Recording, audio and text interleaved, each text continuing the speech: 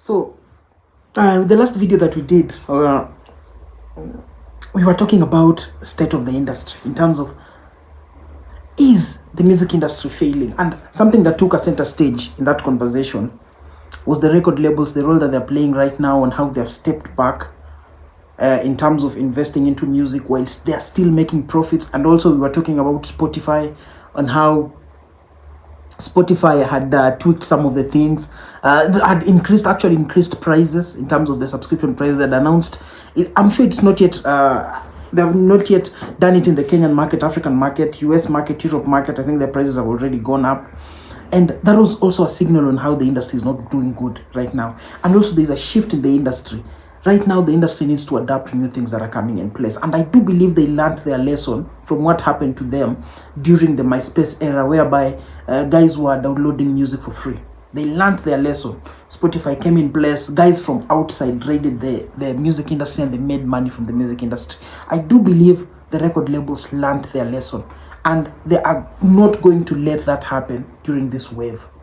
This AI wave that is coming in, the new technological wave that is coming in, they're not going to let that happen. Now, that is just a startup to the conversations I'm going to have today. This is still a more technical conversation that I'm going to have, but I do believe it is necessary and it's something that is happening. Now, clearly one of the best periods that music, in terms of the modern music, modern way, modern streaming music, it was between the period 2012 going in up to around 2018, 2019. Music was beautiful at that time. There were always new artists coming up. Guys were being creative. Guys were being crazy. Guys were going crazy with music. And guys were investing into people in music at that time. Then COVID happened. Now, COVID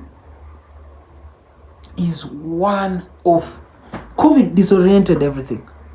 Everything, the way people work in offices, every single thing. COVID disoriented everything. So definitely it also disoriented the music industry itself. And I want us to track this step by step and actually see on how COVID was detrimental to the industry.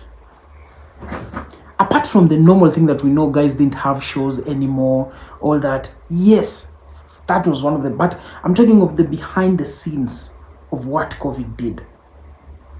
Now, during that same COVID period is when TikTok blew up extremely. Like, there was a lot of people now on TikTok all of a sudden. It's during the COVID period. TikTok blew up extremely. Now, what TikTok did, or what TikTok was doing at that time, is pushing the short video content. Guys that can dance to, people creating things that they like. And what it did to the industry was people started going back to a lot of old music. Because creating that nostalgic feel. People are creating music. People are creating videos from old catalog music, creating that nostalgic feel. And also during that period also there was no new music coming out.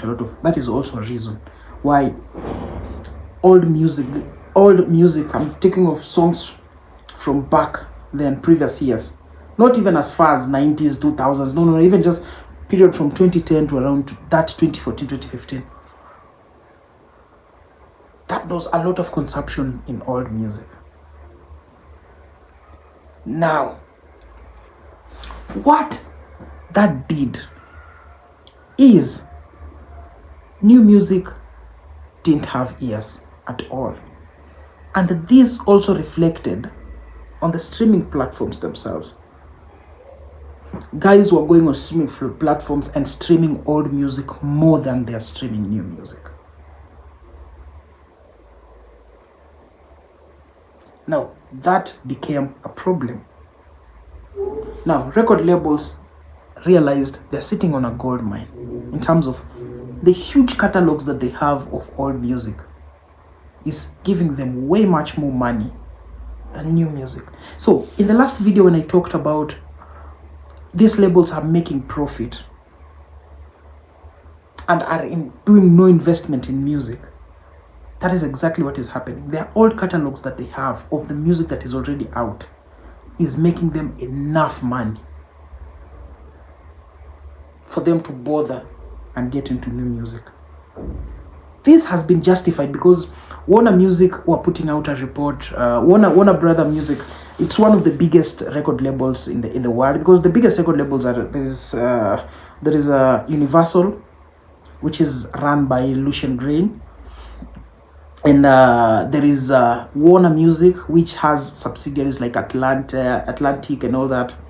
Then we have Sony Music. These three labels, they own almost 80% of all music in the world. So these are the big dogs. So Warner Music put out a statement, and this was to their shareholders. They were speaking about the music state. And in that report, they clearly stated that right now, people are consuming 22% of new music. Like the earnings that they are getting is 22% is from new music. In comparison to 10 years ago, it was at about 45 to 50% consumption of new music. So what does this mean? If you go on Spotify,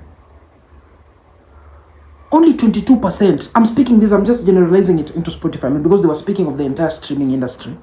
But in Spotify, in numbers, just to simplify what they are saying is that 22% of music that is put on Spotify, all new music, people are making music every day, people are uploading music every day, but only 22% of that is what people are consuming.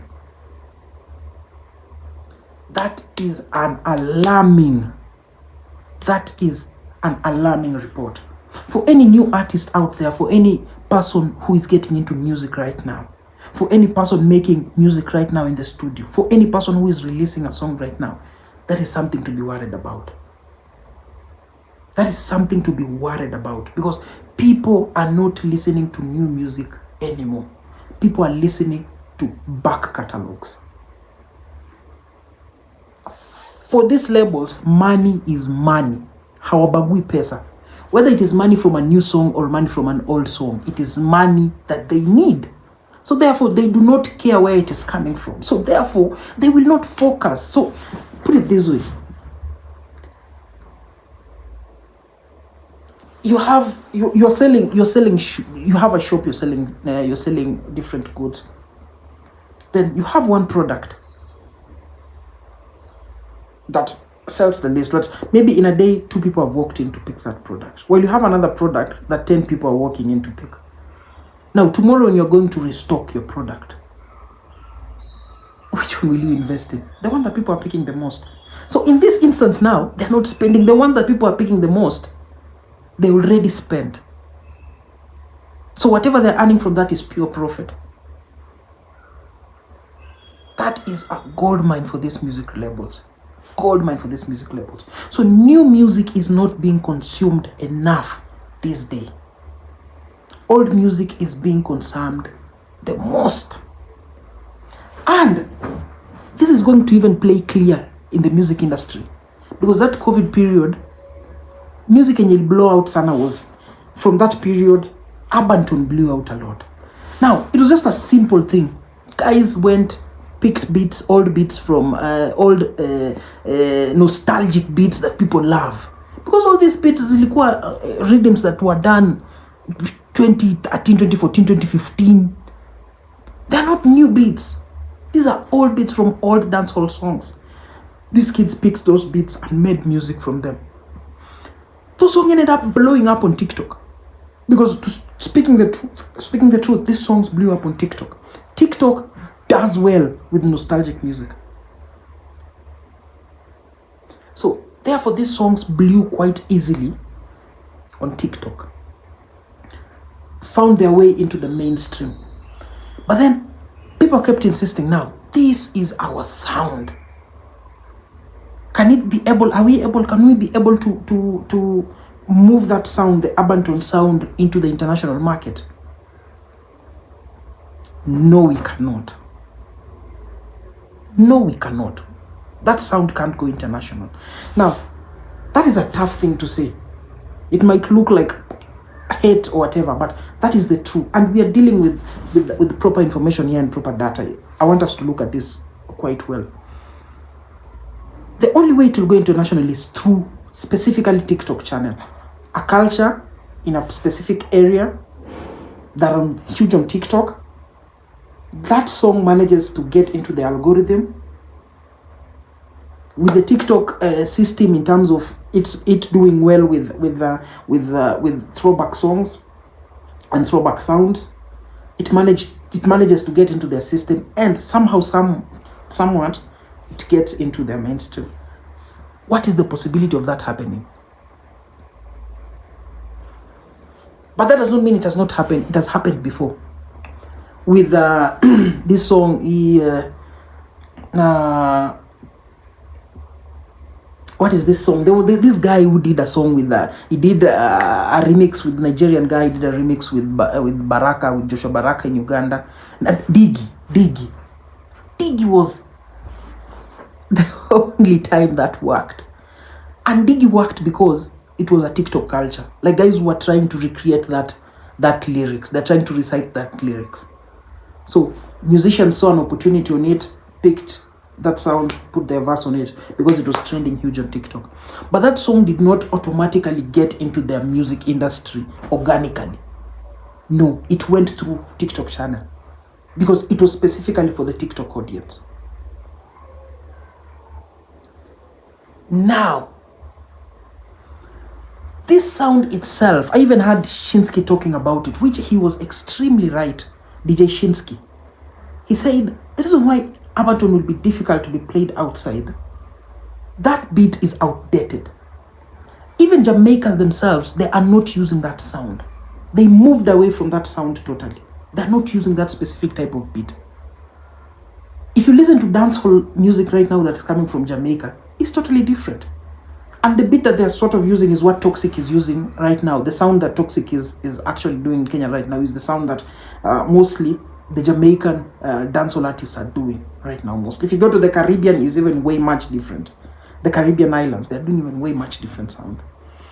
So that is why Toxic has the ability to move to the international market. That is because the sound he's using right now is in par with the sound that the dancehall, that market has. But expecting the Arbantone sound to move and go international, that is a reach. It's not possible to do it because the outside world, the guys that are actually doing that sound already moved away from that sound. That was a specifically TikTok-based sound. Catch my drift on this one. Now, let's go back to labels. These guys already have a gold mine in their hands.